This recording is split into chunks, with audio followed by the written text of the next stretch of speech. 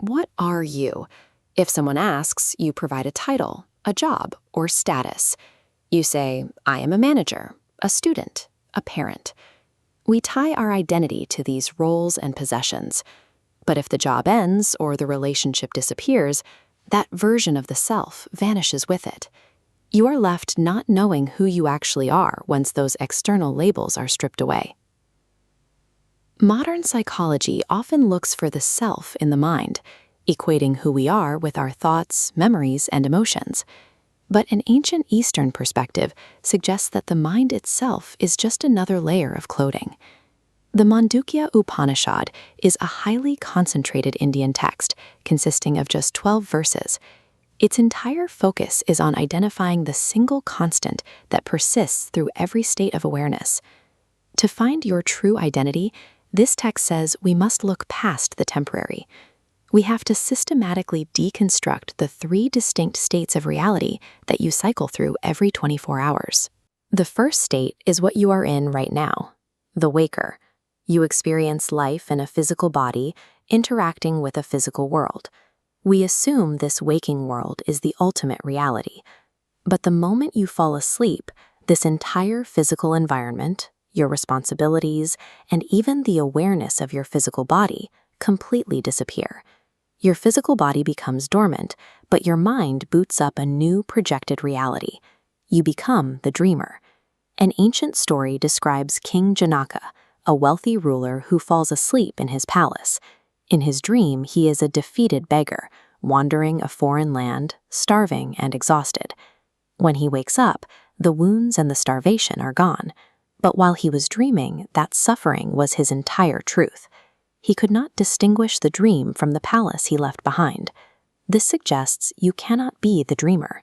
That identity, that body, and that world were temporary mental projections that evaporated the second you opened your eyes.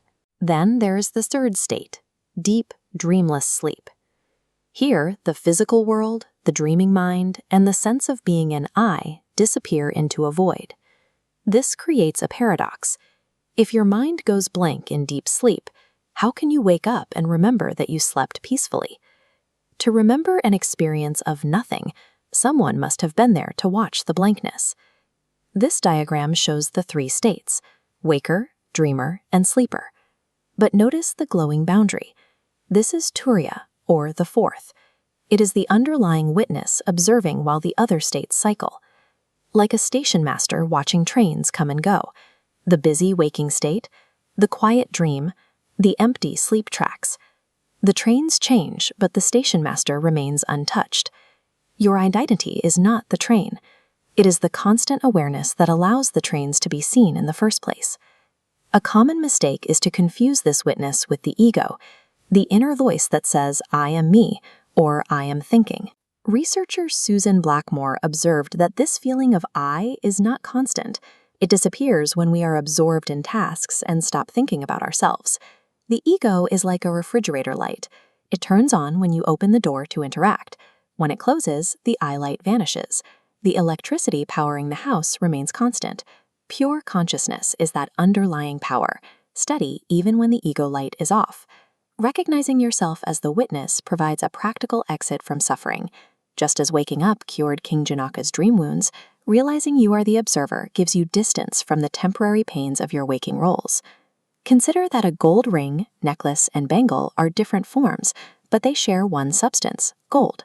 The Upanishad argues that every person and object you experience is a projection within your own consciousness, making that consciousness the shared substance of everything you see. This realization shifts your perspective. Instead of seeing yourself as a separate individual, you begin to recognize that the underlying nature of every person is identical to your own. Swami Vivekananda taught that spiritual awakening isn't about escaping to caves, it's about spiritualizing your everyday life by recognizing this shared reality in every interaction. Your identity is not the changing movie on the screen. It is the light that makes the entire projection possible.